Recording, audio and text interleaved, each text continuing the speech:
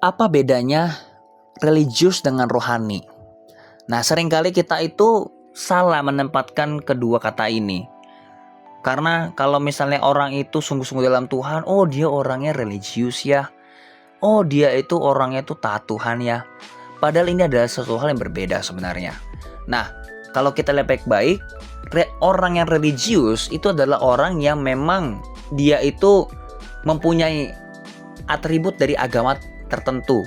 Saya fokusnya tentang agama Kristen aja ya, karena saya adalah orang Kristen.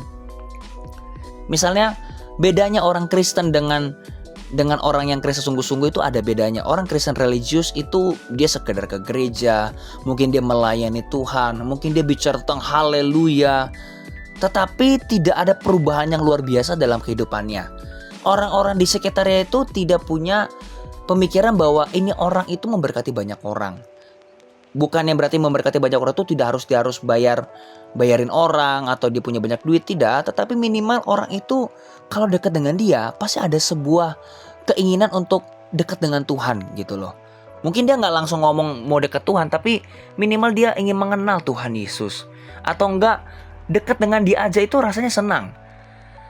Nah, beda dengan orang yang rohani. Orang yang rohani sekalipun dia memang dia punya atribut agamanya, seperti dia ke gereja, dia juga ikut komsel atau di tempat saya namanya my group, atau mungkin dia suka dengar lagu rohani, tetapi memang ada perubahan yang luar biasa dalam dirinya sehingga orang bisa kenotis bahwa dia itu sungguh-sungguh ada perubahan, bahwa dia itu bukan hanya sekadar ke gereja tetapi dia mempunyai kehidupan yang berbeda dari orang lain. Nah, inilah perbedaannya. Orang yang religius seakan-akan dia itu dekat dengan Tuhan, padahal tidak.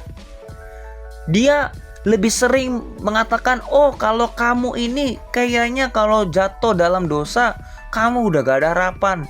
Atau mungkin orang itu mengatakan begini kalau ada orang masalah gitu, kalau ada orang punya masalah, oh kamu kurang doa, oh kamu tuh kurang dekat Tuhan, atau kamu lagi menghukum kamu nih makanya kamu punya masalah ini. Tapi kalau orang yang rohani, ketika ada orang jatuh, dia tidak kayak begitu, tapi dia apa? Dia rangkul itu orang.